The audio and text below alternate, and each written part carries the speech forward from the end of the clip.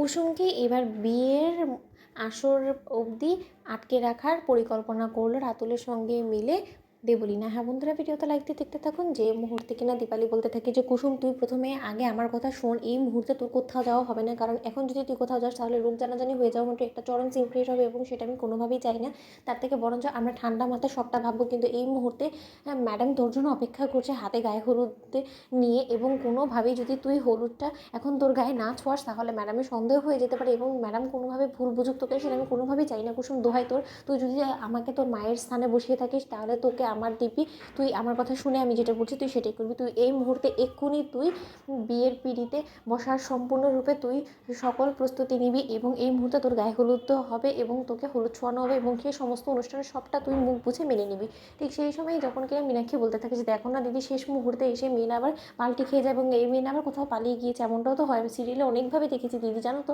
ঠিক সেই মুহূর্তে যখন কিনা ইন্দ্রাণী গাঙ্গুলি বলতে থাকে যে তোর মুখে ছাই দিয়ে দেখ ওদিকে কুসুম চলে এসেছে, ঠিক সেই মুহূর্তে দেবলীনা যখন বলতে থাকে যে আরে বাস, নাটক তো দেখছে তুঙ্গে, এদিকে যে পাত্রী কিনা বললো এক্ষুনি কিছুক্ষণ আগে পাত্রকে যে সে কোনোভাবে বিয়েটা করতে চায় না, তার কারণ সে অন্য কারো সন্তানের মা হতে চলেছে, সেখানে কিনা সে আবারও গায়ে হলুদের অনুষ্ঠান সম্পন্ন করার জন্য এখানে চলে এসেছে। বাবা, তুমি তো দু নৌকায় পা দিয়ে চলার চেষ্টা করছো কুসুম, কিন্তু এবার তো কোনো মতে আমি তোমাকে এত সহজে ছেড়ে দেবো না। এবার দেখো রাতুলকে তোমার বিরুদ্ধে উস্কে দিয়ে আমি তোমার কী হাল করি। ঠিক সেই মুহূর্তে যখন কিনা কুসুমের গায়ে হলুদের অনুষ্ঠান সম্পন্ন করার জন্য একের পর এক সকলে মিলে যখন কিনা কুসুমকে হলুদ মাখাতে থাকে এবং তার পরবর্তীতে কুসুমের মাথায় জল ঢালা মাত্রই যখন কিনা সেখান থেকে কুসুমকে ঘরে নিয়ে যাওয়া হয়, তারপর মুহূর্তে কুসুমকে ঘরবন্দি করে রাখে দেবলীনা। এবং কুসুম যখন বলতে থাকে যে দেবলীনা ম্যাডাম আপনি দরজা লাগিয়ে দিলেন কেন, দেবলীনা ম্যাডাম আপনি কথা বলছেন না কেন, দেবলীনা ম্যাডাম আপনি কথা শুনতে পাচ্ছেন, দেবলীনা ম্যাডাম আমি কিন্তু কোনোভাবে এই সমস্ত কিছু সহ্য করবো না। ঠিক সেই মুহূর্তে দেবলীনা বলতে থাকে যে এতক্ষণ তোমার যেইভাবে খেলার ইচ্ছা হয়েছে তুমি তোমার পিসিকে নিয়ে খেলেছো, কিন্তু এবার আর কোনো মতে তোমাকে আমি খেলতে দেবো না কুসুম,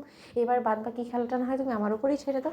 অন্যদিকে দেবলীনা যখন রাতুলের কাছে গিয়ে বলতে থাকে যে কি ব্যাপার রাতুল, তুমি কোথায় চলে যাচ্ছ, ঠিক সেই সময় রাতুল বলতে থাকে যে আমি সার্ভেন্টস কোয়ার্টার ছেড়ে এখান থেকে অনেকটা দূরে চলে যাচ্ছি, কারণ যেখানে কিনা আজকে আমি যার হাত ধরে আমার জীবন শুরু করতে চলেছিলাম সে আর আমার হাত ধরতে চায় না এবং সে আমাকে এরকম করে আঘাত করেছে, তাহলে তাকে আমি কী করে বা নিজের কাছে আগলে রাখবো জোর করে বলুন তো, এবং কেনই বা রাখবো। তার থেকে বরঞ্চ সে নিজের পথে ভালো থাকুক এবং আমি আমার নিজের থেকে অনেকটা দূরে চলে যেতে চাই, যেখানে কিনা কেউ আমার খোঁজও পাবে না। অন্যদিকে এই সমস্ত কথা বলা মাত্র দেবলীনা বলতে থাকে যে ও তার মানে তুমি সামান্য একটা কাজের মেয়ের কাছে এরকম করে হার মেনে নেবে। শোনো রাতুল, তোমাকে একটা কথা বলছি, কুসুম যাই হয়ে যাক না কেন ও কিন্তু খুব স্বাদের মাথার একজন মেয়ে এবং ও যেভাবে তোমার জীবন নিয়ে ছেলেখেলা করেছে এর পরবর্তীতে আমি মনে করি যে ওর মতন একটা মেয়ের উচিত শিক্ষা হওয়ার কথা, সেখানে তুমি হাল ছেড়ে দিয়ে তুমি ওকে এমনি ছেড়ে দিচ্ছ, সেটা কী করে হয় বলো তো। বন্ধুরা লাইক এবং শেয়ার করে সাবস্ক্রাইব করো।